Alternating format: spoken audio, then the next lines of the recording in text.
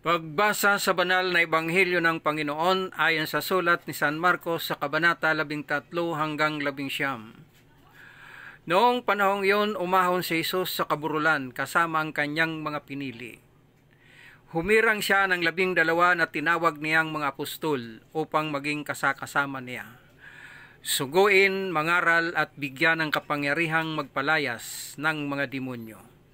Ito ang 12 hinirang niya. Si Simon na tinagurian niyang Pedro, si Santiago at si Juan na mga anak ni Zebedeo. Sila'y tinagurian niyang Boanerges na ang ibig sabihin mapupusok.